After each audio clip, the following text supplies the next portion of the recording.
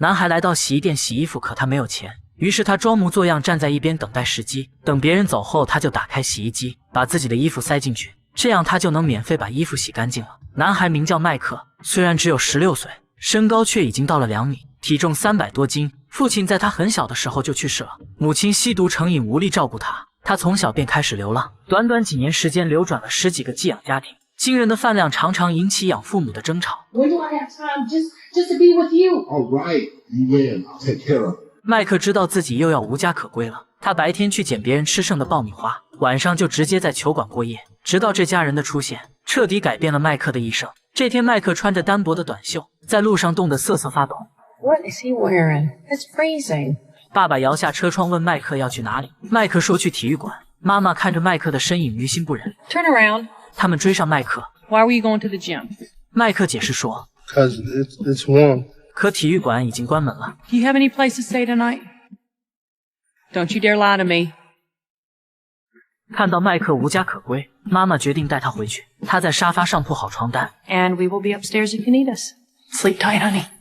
麦克从未见过如此豪华的房子，也没睡过这么舒服的沙发。妈妈回到房间，突然有些不安，她担心麦克会不会偷东西。爸爸让他安心睡觉，等明天早上就知道答案了。第二天一大早，妈妈愣住了，家里不但没丢东西，沙发上的被褥也被叠得整整齐齐。妈妈对自己的怀疑感到羞愧，她跑出门追上正要离开的麦克。今天是感恩节，她邀请麦克留下来一起吃饭。满桌的美食让麦克有些手足无措，他害怕别人嫌弃他吃得多，于是只盛了一小勺米饭，趁大家不注意，又悄悄拿了一块面包，一个人躲在角落，小心翼翼吃了起来。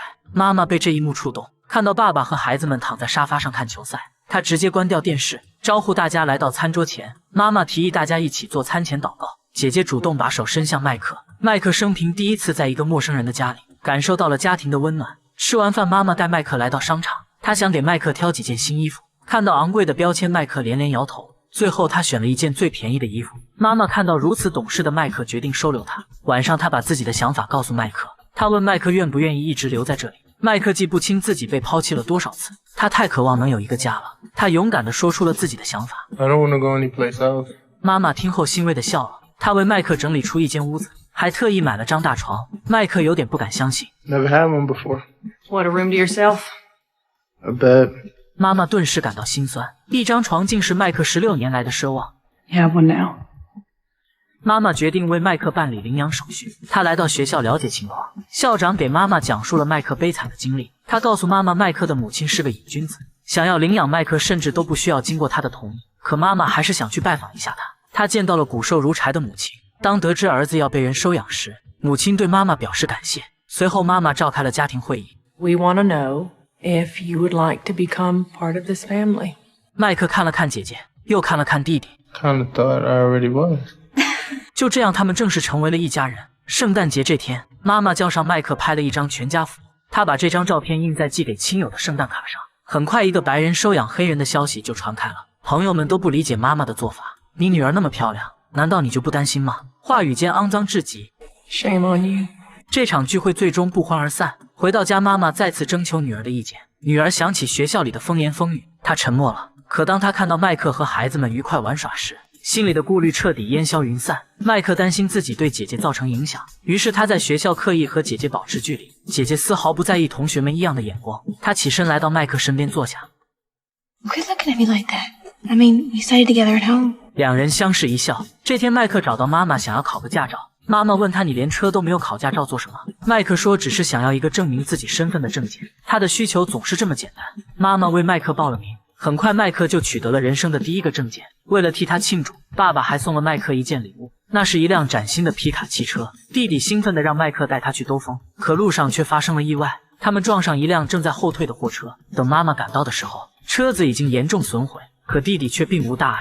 就连处理事故的交警也感到不可思议。按理说，这么小的孩子发生车祸，安全气囊弹出，要么脸会骨折，要么脖子折断，甚至更糟。可弟弟却只是受了皮外伤，简直就是奇迹。此时的麦克一个人坐在路边自责不已。妈妈安慰他说弟弟没事。可当他看到麦克受伤的胳膊，瞬间明白了一切。原来车祸发生时，麦克下意识伸手保护了弟弟，他用自己的身体挡住了安全气囊。强烈的保护意识是他的优点，但同时也是他的弱点。球场上，他不愿去伤害任何人，不管教练怎么教他，他就是学不会怎么冲撞和拦截。一旁的妈妈实在看不下去，她让麦克把队员们当成是自己的家人。这个人是我，这个是爸爸，这是姐姐。麦克问那弟弟在哪？妈妈说弟弟就在队伍里，你要想尽一切办法保护他们。麦克把妈妈的话牢牢记在心里。比赛开始，麦克犹如换了一个人，他阻挡拦截对手，把自己的优势发挥到了极致，分分钟就把对手推倒在地。Bad boy.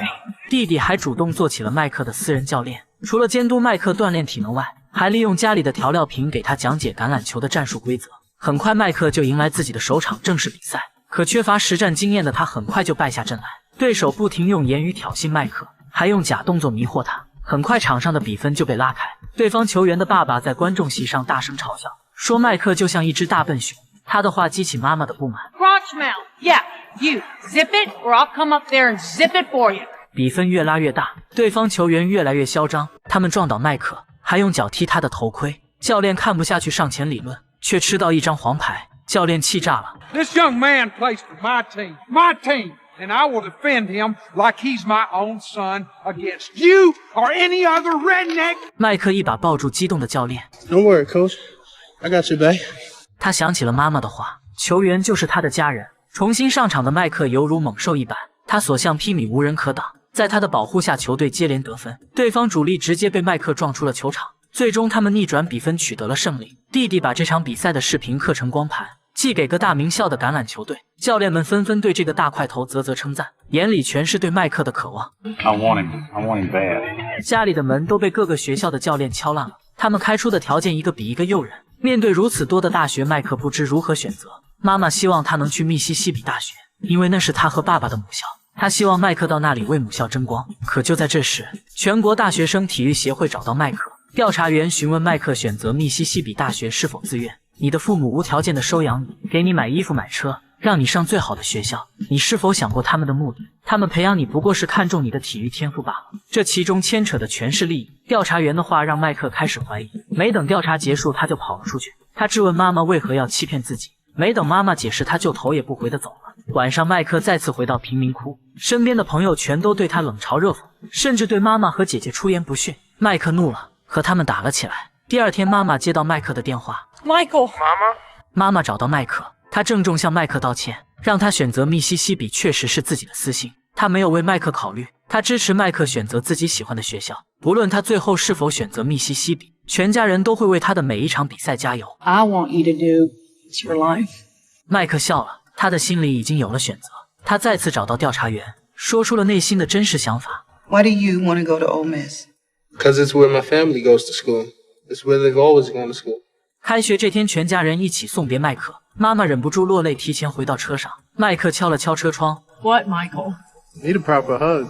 这是一个真实的故事。麦克无疑是幸运的，他从一个流落街头的黑人男孩，成为著名的橄榄球明星，职业生涯中屡创佳绩，至今他们仍保持着亲密的联系。如果此刻的你正经历人生低谷，不妨静下心来看看这部电影，总有一些不期而遇的温暖等待你去发现。